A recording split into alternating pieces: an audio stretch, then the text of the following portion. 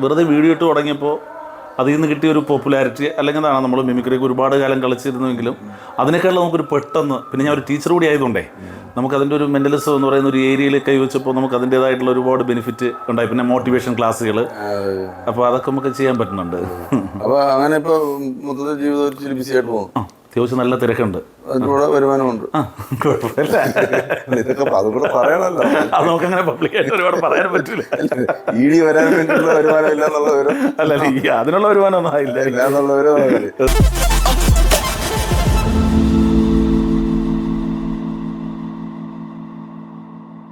നമസ്കാരം. കേരള കോളിങ്ങിന്റെ യാത്ര ഇങ്ങനെ നടന്നല്ല ഓടിയല്ല വണ്ടിയെ സഞ്ചരിച്ച് ഇപ്പോൾ വിഴിഞ്ഞത്താണെന്ന് എല്ലാവർക്കും അറിയാമല്ലോ. വിഴിഞ്ഞത്തിന്റെ പരിസരങ്ങളിലൂടെ ഒക്കെ ഇങ്ങനെ കറങ്ങിക്കൊണ്ടിരിക്കുകയാണ്. അപ്പോൾ ശാന്തിപുരം എന്ന സ്ഥലത്ത് എത്തിയപ്പോൾ ശാന്തിപുരം എന്ന പേരിൽ ഇപ്പോൾ പ്രശസ്തനായ ഒരു മെന്റലിസ്റ്റ് വിനോദ് ശാന്തിപുരം വർഷങ്ങൾക്ക് മുമ്പ് എത്രയോ വർഷങ്ങൾക്ക് മുമ്പ് ഞാൻ ആ സ്റ്റേജ് ഷോ ഒക്കെ ചെയ്യുന്ന കാലത്ത് ഒരു സ്റ്റേജ് ഷോസ് ചെയ്തിട്ടുള്ള പ്രിയ സുഹൃത്താണ് അദ്ദേഹം. ശാന്തിപുരം ഇവിടെ വിഴിഞ്ഞത്തിനടുത്താണെന്നൊക്കെ വളരെ പെട്ടെന്നാണ് മനസ്സിലായത്. പെട്ടെന്ന് തന്നെ വിളിക്കുകയും ഞാൻ ഓടി വീട്ടിലെത്തുകയും ചെയ്തു.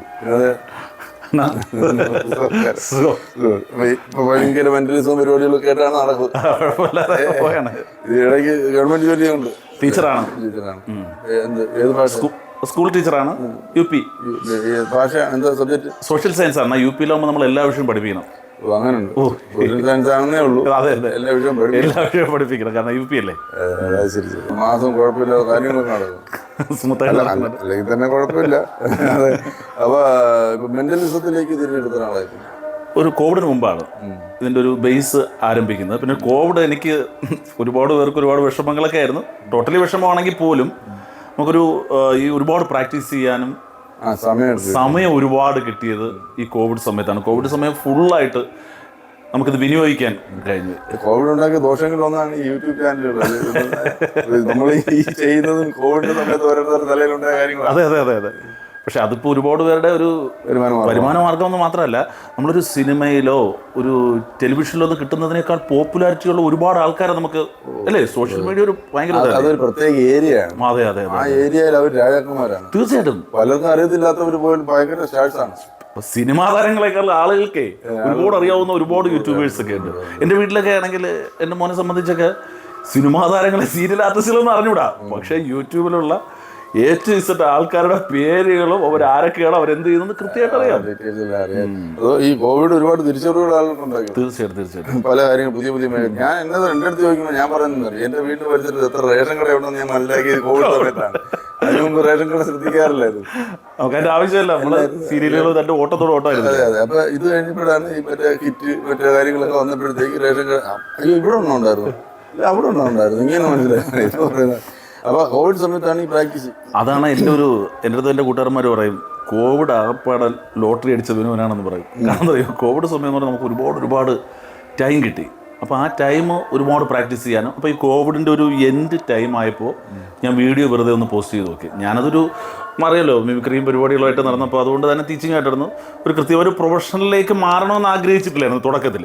ഒരു പാഷനായിരുന്നു. പക്ഷേ അതൊരു തുടക്കത്തിൽ അങ്ങനെ മാറണമെന്ന് ആഗ്രഹിച്ചില്ല. പക്ഷേ വീഡിയോസ് ഇട്ട് വന്നപ്പോൾ പിന്നെ നമ്മൾ തന്നെ അറിയാതെ അന്ന് നമ്മൾ സ്റ്റേജ് ഷോ നമ്മളോട് മാജിക് ചെയ്ത് പോലീസിലുള്ള സുധീഷ് അന്ന് മാജിക് അപ്പോൾ അതിനുശേഷം നമുക്ക് ഒരുപാട് പ്രാക്ടീസ് ചെയ്യാനുള്ള ടൈം കിട്ടി. പിന്നെ വെറുതെ വീഡിയോ ഇട്ട് തുടങ്ങിയപ്പോൾ അതിൽ നിന്ന് കിട്ടിയ ഒരു പോപ്പുലാരിറ്റി അല്ലെങ്കിൽ എന്താണ് നമ്മൾ മിമിക്രിയൊക്കെ ഒരുപാട് കാലം കളിച്ചിരുന്നുവെങ്കിലും അതിനേക്കാളും നമുക്കൊരു പെട്ടെന്ന് പിന്നെ ഞാൻ ഒരു ടീച്ചർ കൂടി ആയതുകൊണ്ടേ നമുക്കതിൻ്റെ ഒരു മെൻ്റലിസം എന്ന് പറയുന്ന ഒരു ഏരിയയിൽ കൈവച്ചപ്പോൾ നമുക്ക് അതിൻ്റേതായിട്ടുള്ള ഒരുപാട് ബെനിഫിറ്റ് ഉണ്ടായി. പിന്നെ മോട്ടിവേഷൻ ക്ലാസ്സുകൾ, അപ്പോൾ അതൊക്കെ നമുക്ക് ചെയ്യാൻ പറ്റുന്നുണ്ട്. അപ്പോൾ അങ്ങനെ ഇപ്പോൾ മൊത്തത്തിൽ ജീവിതത്തിൽ ബിസി ആയിട്ട് പോകും. അത്യാവശ്യം നല്ല തിരക്കുണ്ട്, അതിലൂടെ വരുമാനമുണ്ട്. കുഴപ്പമില്ല. ഇതൊക്കെ അതുകൂടെ പറയണമല്ലോ. അത് നമുക്കങ്ങനെ പബ്ലിക്കായിട്ട് ഒരുപാട് പറയാൻ പറ്റില്ല. ഇടി വരാൻ വേണ്ടിയുള്ള വരുമാനം ഇല്ല എന്നുള്ളവരും അല്ല, അതിനുള്ള വരുമാനം ഒന്നും ആയില്ല എന്നുള്ളവരും.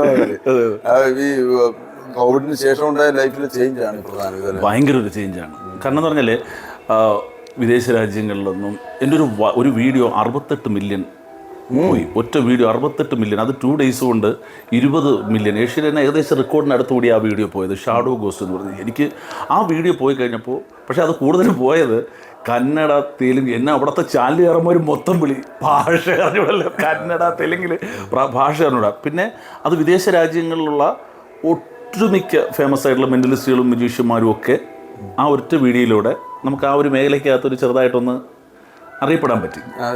ഷാഡോ ഗോസ്റ്റ് എന്ന് പറഞ്ഞിട്ട് അന്ന് അത് കണ്ടു കാണും. ഒരു നിഴൽ വെച്ചിട്ടുള്ള ഒരു സാധനമാണ്. ആ വീഡിയോ ഒട്ടുമിക്കവരും കണ്ടാണ്. ഞാനാണെന്ന് ചിലപ്പോൾ മനസ്സിലായിട്ടുണ്ടാവില്ല, അത്ര വൈറലായ ഒരു വീഡിയോ ആണ്.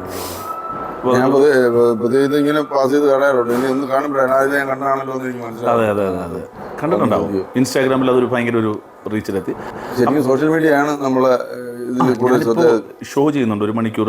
സൈക്കോൾ എന്ന് പറയുന്ന ഒരു വെറൈറ്റി മെൻ്റലിസം ഷോ ചെയ്യുന്നത്. സൈക്കോൾ എന്നാണ് മെൻ്റലിസം ഷോയുടെ പേര്, സൈക്കോൾ.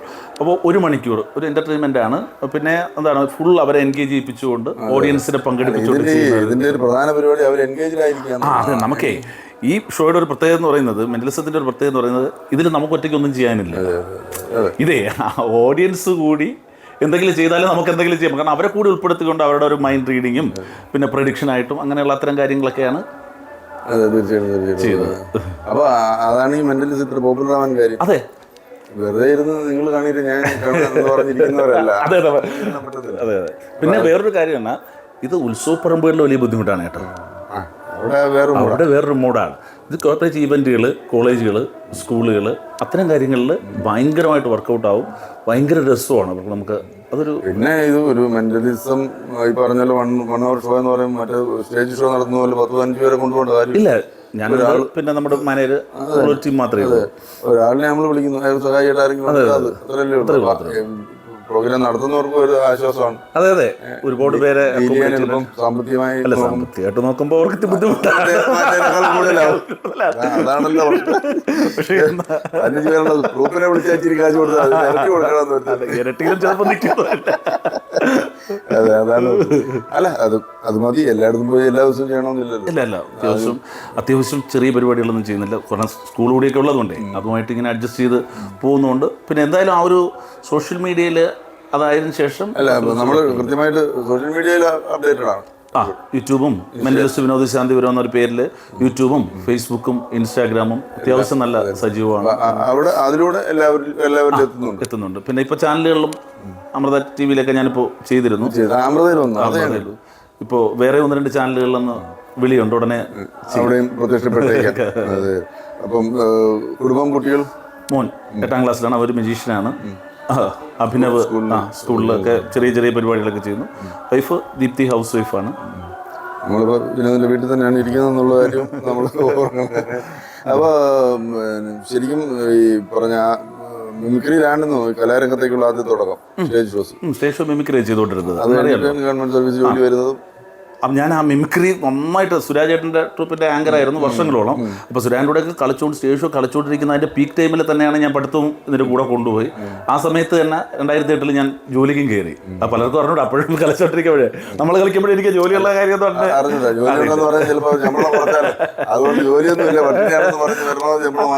അല്ല. പക്ഷെ വേറെ സുരാജേട്ടൻ തിരിച്ചാണ് കേട്ടോ. എൻ്റെ കൂടെയുള്ള ഈ പുള്ളി സാറാണ്, നമ്മുടെ പുലിയൂർ ജീവമാറൻ പുള്ളി സാറാണ്, ഒരാൾ അഡ്വക്കേറ്റാണ് ദീപക് എന്നൊക്കെ പറഞ്ഞ അങ്ങനെ ഭയങ്കര അങ്ങനത്തെ ആ ഒരു രീതിയിൽ നമ്മളെ പരിചയപ്പെടുന്നതിന് വലിയ അതെ അതെ അതെ. അപ്പൊ അങ്ങനെ ഒരു ഇതുണ്ട്.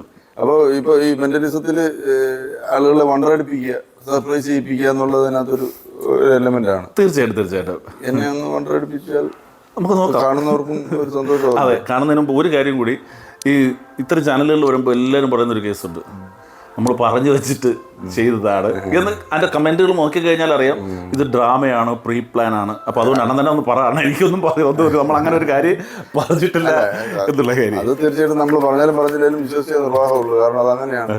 അല്ലെങ്കിൽ സ്റ്റേജിൽ മനസ്സിലാവുമല്ലോ. അതെ അതെ അതെ. അപ്പോഴേ നമുക്കൊരു കാര്യം ചെയ്യാം. ഈ മെന്റലിസം എന്ന് പറഞ്ഞാൽ തന്നെ എന്തെങ്കിലുമൊക്കെ എഴുതി വെച്ചിട്ട് നമ്മളെ കൊണ്ട് പറയിക്കുന്ന പരിപാടികളാണ്. ഇത് എന്തോ എഴുതിയിട്ടുണ്ട്, ഇനി അതെന്നെ കൊണ്ട് പറയിപ്പിക്കണം. അതാ, ഇതൊരു പ്രഡിക്ഷനാണ്. ഇത് എല്ലാവരും കാണത്തക്കാരന കയ്യിൽ തന്നെ വെച്ചു, ഒരു പ്രഡിക്ഷൻ്റെ കയ്യിൽ വെച്ചിരുന്നാൽ മതി. അപ്പോൾ ഒരു കാര്യം ചെയ്യാം. ഇതേ പിന്നെ വേറൊരു കാര്യം കൂടി, ഇത് 100% ശരിയാവും എന്നുള്ള അതുപോലെ ഞാൻ ചെയ്തു. അത് എളിമ കൊണ്ട് എല്ലാവരും ഇങ്ങനെ പറയത്തുള്ളൂ. അവസാനം ശരിയാകുമ്പോഴത്തേക്ക് നമ്മൾ ഓക്കെ. നമുക്കേ നമ്മുടെയൊക്കെ ലൈഫിൽ കുറേ ഏതെങ്കിലും വർഷങ്ങളൊക്കെ നമുക്കൊരിക്കലും മറക്കാൻ പറ്റാത്ത ചില വർഷങ്ങളൊക്കെ ഉണ്ടാവും ഇല്ലേ? നമ്മുടെ ലൈഫിലൊന്നും നമ്മൾ ഒരിക്കലും മറന്നു പോകാത്ത എന്തെങ്കിലുമൊക്കെ ഇൻസിഡൻറ്റുകൾ സംഭവിച്ച എന്തെങ്കിലുമൊക്കെ വർഷം ഉണ്ടാവുമല്ലോ. ഉണ്ടാവും. അപ്പോൾ ഒരു കാര്യം ആ കൈ ഒന്ന് തരാമോ? എൻ്റെ കണ്ണ് കൂളാക്കിയിടുക. എൻ്റെ കണ്ണിലേക്ക് നോക്കുക. അങ്ങനെ മനസ്സിൽ തോന്നുന്ന ഒരു വർഷം, മൈൻഡിൽ പെട്ടെന്ന് ക്വിക്കായിട്ട് തോന്നുന്ന ഒരു വർഷം മൈൻഡിൽ കൊണ്ടുവരിക. ഓക്കെ, പണ്ട് മനസ്സിലൊരു വർഷമുണ്ട്. ആ വർഷം എനിക്കറിയാൻ ഒരു മാർഗ്ഗമില്ലല്ലോ, കാരണം അണ്ണൻ്റെ ജീവിതത്തിൽ കയ്യിലൂടെ അറിയാനേ ഉള്ളൂ. അപ്പം അത് നന്നായിട്ട് അല്ല, ഇനി അറിഞ്ഞിട്ട് കാര്യമില്ല. കാരണം എന്ന് പറഞ്ഞാൽ എന്തറിയോ, ഞാനത് ഓൾറെഡി എഴുതി കഴിഞ്ഞു. അപ്പോൾ അതുകൊണ്ട് അതിന് പണം മാറ്റിയാൽ ഞാൻ പൊളിയെന്നുള്ളതിൽ ഒരു വേറെ ഒന്നുമില്ല. അതെ അതെ. അപ്പം ഇപ്പം സംഭവിക്കാൻ പോകുന്ന വേറൊരു കേസാണ്. ആ വർഷം ഞാൻ അണ്ണനെ കൊണ്ട് പറയിക്കാനുള്ള ഒരു ശ്രമമാണ്, ആ വർഷത്തിലേക്ക് എന്നെ എത്തിക്കുക. ഓക്കെ, ഒരു ജീവിതത്തിൽ ഒരിക്കലും മറക്കാൻ കഴിയാത്ത ഒരു വർഷം എൻ്റെ മനസ്സിലുണ്ട്. ഏതാണ് ആ വർഷം? 1971. അതാണോ? സത്യമായിട്ട് അതാണോ? ഇപ്പൊ മാറ്റിയതാണോ? അതാണ് 1971. അത് നോക്കാം.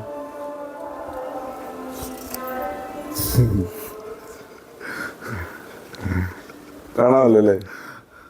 1971. ഓക്കെ. അപ്പോൾ ഒരു കാര്യം ചെയ്യാം. നമ്മൾ ഒരുപാട് ഞാൻ ചെയ്തിട്ടുള്ളതാണ്, എങ്കിലും അതാണ് നമുക്ക് കൂടുതലേ ഓഡിയൻസിന് പെട്ടെന്ന് ക്ലിക്ക് ചെയ്യാൻ പറ്റുന്ന ഒരു സാധനമാണ്. നമ്മുടെ ലൈഫിലൊക്കെ നമുക്ക് ഒരുപാട് വ്യക്തികൾ നമ്മുടെ ലൈഫിലൂടെ കടന്നു പോയിട്ടുണ്ടാകും. അവർ നമ്മുടെ ജീവിതത്തിൽ ഒരുപാട് സ്വാധീനം ചെലുത്തിയിട്ടുണ്ടാവും അല്ലേ? അപ്പോൾ അങ്ങനെ ഒരു വ്യക്തിയുടെ പേരൊന്ന് മനസ്സിൽ കൊണ്ടുവരിക. ഇപ്പോൾ വർഷം കണ്ടതുപോലെ ഒരു വ്യക്തിയുടെ പേര് മനസ്സിൽ കൊണ്ടുവരിക. ഓക്കെ, ആ വ്യക്തിയെക്കുറിച്ചുള്ള നല്ല ഓർമ്മകൾ ഒന്ന് മനസ്സിൽ നന്നായിട്ട് കൊണ്ടുവരിക. ഇപ്പോൾ എൻ്റെ മനസ്സിലൊരാളുണ്ട്, ഒരു പേരുണ്ട്. ആ വ്യക്തിയെക്കുറിച്ചുള്ള നല്ല ഓർമ്മകളൊന്ന് മനസ്സിൽ കൊണ്ടുവരാമോ? മനസ്സിലായി? ഒരു 6 or 7 അത്രയൊക്കെ ഉള്ളൂ. ഒരു 7 പറയണ്ട.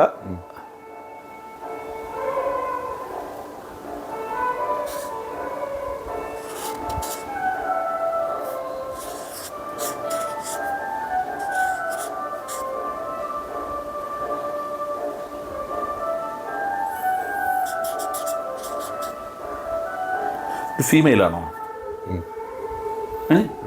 ഫീമെയിൽ നെയിമാണ്. വച്ചോ, ഞാൻ ഒരു പേര് എഴുതിയിട്ടുണ്ടെന്നാ. ആരാണ്? പേരെന്ന് പറയാമോ? സുഷമ. ആരാണ്? അമ്മയുടെ പേരാണ് സുഷമ. ജീവിതത്തിലൊരിക്കൽ നമുക്ക് ആർക്കും മറക്കാൻ പറ്റുന്നത്, അതെന്തായാലും നോക്കണ്ടെന്ന്.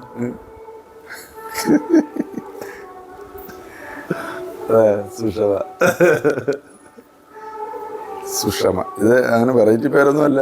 പക്ഷേ എന്നെ സംബന്ധിച്ചിടത്തോളം വെറൈറ്റി പേര് തന്നെയാണ്. ഇനി ആ വർഷത്തിന് എന്തെങ്കിലും പ്രത്യേകത? ഞാനത്തെ ഇത് വർഷവും ഈ പേരും കണക്റ്റഡ് ആണ്. ഇത് രണ്ട് കണക്റ്റഡ് ആണ്. 1970 ഞാൻ ജനിച്ചത്, സുഷമ ഒരു അമ്മയായി ജനിച്ചതും 71. പക്ഷെ ഞാൻ 71 ഞാൻ എഴുതി തന്നേ ഉള്ളൂ കേട്ടോ. എൻ്റെ ഡേറ്റ് ഓഫ് ബർത്ത് ഒന്നും ഞാനിതുവരെ നോക്കിയിട്ടില്ല കേട്ടോ. അല്ലെങ്കിൽ തന്നെ അങ്ങനെ ഇഷ്ടമുള്ള ഒരുപാട് എന്ത് കാര്യവും ഓർക്കാനുള്ള ഒരു സ്പേസ് ഉണ്ടായിരുന്നു. അല്ലാലും 71 എൻ്റെ ഡേറ്റ് ഓഫ് ബർത്ത് എനിക്ക് മാത്രമേ അറിയാവുള്ളൂ. ഇത് ജനിച്ച വർഷം നമ്മൾ വേറെ ഒരുപാട് വർഷങ്ങൾ ലൈഫിലുണ്ടായിരുന്നു. ഞാനത് ജീവിതത്തിൽ മറക്കാൻ പറ്റാത്ത. അപ്പോൾ ഇതാണ് ഒരു മെൻ്റലിസത്തിൻ്റെ ഒരു സംഭവം. നമ്മൾ ഓഡിയൻസിനെ വിളിക്കുന്നു, പിന്നെ നമ്മൾ സ്റ്റേജിൽ ചെയ്യുന്ന ഒരുപാട് വെറൈറ്റി സാധനങ്ങളുണ്ട്. അതൊന്നും നമ്മൾ സോഷ്യൽ മീഡിയക്കകത്തൊന്നും ഇട്ടിട്ടില്ല. നമുക്ക് വിൽക്കണ്ടേ? അതെ. എന്തായാലും ഒരു രസമാണ്. ഇതാണ് ഇതിൻ്റെ ഒരു ക്യൂരിയോസിറ്റി, ഒരു കൗതുകം എന്ന് പറയുന്നത്. നമ്മൾ മൈൻഡ് റീഡ് ചെയ്യുക എന്നുള്ളതാണ്. പിന്നെ അതിന് മുമ്പ് ഒരു കാര്യം കൂടി നമ്മൾ ഇതിലിടുമ്പോൾ തന്നെ നമ്മൾ പറയണം, ഇതിനകത്തൊരു സൂപ്പർ നാച്ചുറൽ പവറൊന്നുമില്ല എന്ന് പറഞ്ഞാൽ ആർക്ക് വേണം. അതായത് ചില ആൾക്കാരെ ഇതൊക്കെ പറഞ്ഞിട്ട് പിന്നെ ഇതിലൂടെ ഇത് ഭയങ്കര അതിമാനുഷികമാണ്, മനസ്സിലായില്ലേ, ഞാനിതിലൂടെ, കാരണം എനിക്ക് ദിവസവും വരുന്ന കോളുകൾ മെസ്സേജുകളൊക്കെ ഒരുപാട് വരുന്നുണ്ട്. ഇതിലൊക്കെ പലരും ചോദിക്കുന്നത് അവർക്ക് ഭാര്യയുടെ കാമുകനെ കണ്ടുപിടിക്കണം, ഭർത്താവിന്റെ കാമുകിയെ കണ്ടുപിടിക്കണം. എനിക്ക് ദിവസവും വരുന്നത്. പിന്നെ കുറേ ജ്യോത്സ്യന്മാരും ഒക്കെ വിളിക്കും വീഡിയോ കണ്ടിട്ട്, സാർ ഇതൊന്ന് പറഞ്ഞു തരാമോ. അപ്പം ഞാനത് പറയുന്നത് ഇത് ഒരിക്കലും ഒരു സൂപ്പർ നാച്ചുറൽ പവറൊന്നുമല്ല. ഇതെന്താണ്, നമുക്ക് ആർക്ക് വേണമെങ്കിലും പ്രാക്ടീസ് ചെയ്താൽ നേടിയെടുക്കാവുന്ന കാര്യമേ ഉള്ളൂ. സ്കില്ലാണ്, ഇതൊരു സ്കില്ലാണ്. അപ്പോൾ നമ്മൾ ആർക്ക് വേണമെങ്കിലും പ്രാക്ടീസ് ചെയ്ത് കഴിഞ്ഞാൽ ചെയ്യാം. പിന്നെ നമ്മളതിനൊരു സ്കില്ല് വേണം, ഡെഡിക്കേഷൻ വേണം. ഏതൊരു ആർട്ട് ഫോമിനെ പോലെ തന്നെ ഡെഡിക്കേഷൻ വേണം. ഇതിനകത്ത് ഒരുപാട് കാര്യങ്ങൾ ഉൾക്കൊള്ളുമ്പോഴാണ് മെൻ്റലിസം വർക്കാവുന്നത്. സൈക്കോളജി, ഹിപ്നോട്ടിസം, പിന്നെ നമ്മുടെ ലിപ്പ്, ഫേസ്, ബോഡി ലാംഗ്വേജ്, ഇങ്ങനെയുള്ള കുറേ കാര്യങ്ങൾ ഉൾപ്പെടുന്ന ഒരു മനോഹരമായ ഒരു ആർട്ട് ഫോമാണ് മെൻ്റലിസം. അതുകൊണ്ട് ആർക്കും ഒരു തെറ്റിദ്ധാരണയൊന്നും വേണ്ട. ഇത് മൈൻഡ് റീഡ് ചെയ്ത് ഭാര്യയുടെ കാമുകനെ കണ്ടുപിടിക്കാൻ നിന്നതിനെ വിളിച്ച് വീട്ടിൽ കൊണ്ടുപോകാം എന്നാരും ധരിച്ചു കളയണ്ട. നമ്മൾ തന്നെ ഇരുന്ന് കണ്ടുപിടിച്ചെങ്കിൽ മാത്രമേ അത് നടക്കുള്ളൂ.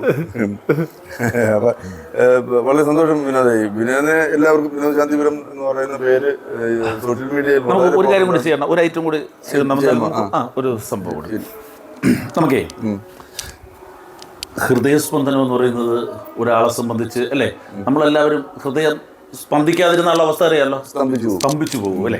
അപ്പോൾ എൻ്റെ ഹൃദയം അല്ലെങ്കിൽ നമ്മുടെ തമ്മിലെ ഹൃദയങ്ങൾ തമ്മിൽ ഈ പെൻസിലിലൂടെ കണക്ട് ചെയ്യാൻ പറ്റുമോ എന്നുള്ള, ഇപ്പൊ നേരത്തെ പറഞ്ഞ പോലെ എനിക്ക് വേറെ കണക്ട് ചെയ്യാൻ പണ്ട് വിചാരിച്ചിട്ടുണ്ടായിരുന്നു. അല്ല ഞാൻ പറഞ്ഞതേ, അതൊന്ന് നോക്കിക്കൊള്ളണം. അതിനകത്ത് വേറെ എന്തെങ്കിലും നോർമൽ പെൻസിലാണ്. ഇനി വേറെ പ്രത്യേകത ഉണ്ട്. വിനോദ് ശാന്തിപുരം ഒന്ന് പ്രിന്റ് ചെയ്തിട്ടുള്ള പെൻസിലാണ്. അല്ല, ഇത് നോർമൽ പെൻസിലാണ്. അത് പറയാൻ കാരണം വിനോദ് ശാന്തിപുരം ഒന്ന് പ്രിന്റ് ചെയ്തിട്ട് അത് പറയാൻ കാരണം വേറെ ഒന്നുമല്ല. ഇനി ചില ആൾക്കാർ വിചാരിക്കും ഈ പെൻസിലിനകത്ത് നമ്മൾ എന്തെങ്കിലും തരികട വല്ലതും കാണിച്ചു വെച്ചിട്ടുണ്ടോ. അപ്പോൾ ഓക്കെ ആണ്.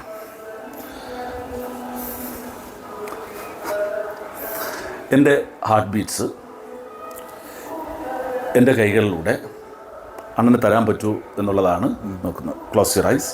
ഹാർട്ട് ബീറ്റ്സ് വരുന്നുണ്ടെങ്കിൽ അതിൻ്റെ ഒരു ഫീൽ കൊണ്ടുവരിക. ക്ലോസ് യുവർ ഐസ് ഇവിടെ വയ്ക്കുക. എൻ്റെ ഹാർട്ട് ബീറ്റ്സ്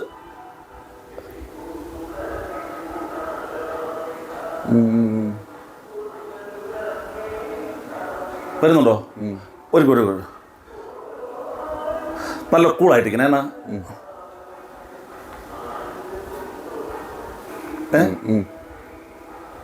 ഹാർട്ട് ബീറ്റ്സ് അനുഭവിക്കുന്നുണ്ടോ? ഓക്കെ. അപ്പോൾ എൻ്റെ ഹാർട്ട് ബീറ്റ്സ് എൻ്റെ വിരലുകളിലൂടെ ഒന്ന് തരാൻ ശ്രമിച്ചതാണ്. പേനാണ് എടുത്തോ, പെൻസിലാണ് എടുത്തോ. അപ്പോൾ ഹാർട്ട് ബീറ്റ്സിൻ്റെ കൂടെ പെൻസിലും കൂടെ അതെ. അയ്യോ, അത് ക്യാമറ കാണാൻ പറയാം. ഞാൻ തട്ടിയിട്ടുണ്ടോ? ക്യാമറ ഞാൻ വല്ല തട്ടിയിട്ടുണ്ടോ? ഇല്ല. ഓക്കെ. അപ്പോൾ അതും ഒരു ശരിക്കും എനിക്ക് ഇത് അന്വേഷിച്ച് ഇതിൻ്റെ സാധ്യതകൾ കണ്ടുപിടിക്കണം എന്നുള്ളൊരു ക്യൂരിയോസിറ്റി പണ്ട് പോലെയില്ല. കാരണം ഇത് അറിയാതിരിക്കുമ്പോഴാണ് ഇത് ആസ്വദിക്കാൻ. തീർച്ചയായിട്ടും ഇതറിയാൻ ഒരാളൊരു കഥ പറഞ്ഞു, അതിൻ്റെ ക്ലൈമാക്സ് അറിയാമെങ്കിൽ പിന്നെ അതിനകത്ത് ആസ്വദിക്കാൻ. തീർച്ചയായിട്ടും. പിന്നെ ഒരു തെറ്റിദ്ധാരണ കൂടിയുണ്ട്. ഇത് മാജിക്കാണ് മെൻ്റലിസം എന്ന് പറയുന്ന ഒരു തെറ്റിദ്ധാരണ കൂടിയുണ്ട്. ഇത് രണ്ടും ഡിഫറൻ്റ് ആയിട്ടുള്ള ആർട്ട് ഫോം തന്നെയാണ്, മെൻ്റലിസവും മാജിക്. പണ്ട് മാജിക്കിനെ സംബന്ധിച്ച് മെൻ്റൽ മാജിക് എന്ന് പറഞ്ഞ് ഒരു വിഭാഗം ഉണ്ടായിരുന്നു. മനസ്സിലല്ലേ? മാജിക്കും അതൊന്ന് കണക്കുകളൊക്കെ വെച്ചുകൊണ്ട്. ഇത് രണ്ടും എൻറ്റയർലി ഡിഫറൻറ്റ് തന്നെയാണ്. ഇപ്പോഴും ഒരുപാട് തെറ്റിദ്ധാരണയുണ്ട് മെൻ്റലിസവും മാജിക്കും ഒന്നാണ് എന്നുള്ളത്. രണ്ടും രണ്ട് തന്നെയാണ്. പക്ഷേ നമ്മൾ ചിലപ്പോൾ സ്റ്റേജിലൊക്കെ നമ്മളെ കുഴയ്ക്കാൻ വരുന്ന ചില ആൾക്കാരുണ്ടാവുമല്ലോ. അപ്പോൾ അവരെ ചിലപ്പോൾ കാരണം നമ്മൾ തോറ്റു പോകുന്നൊരവസ്ഥയിൽ റിക്കവർ ചെയ്യാൻ കരുതി ചിലപ്പോൾ ചില സാധനങ്ങളൊക്കെ നമ്മൾ ഉപയോഗിക്കാറുണ്ട്. അത് ചില ആൾക്കാർ ഉപയോഗിക്കാറുണ്ട്.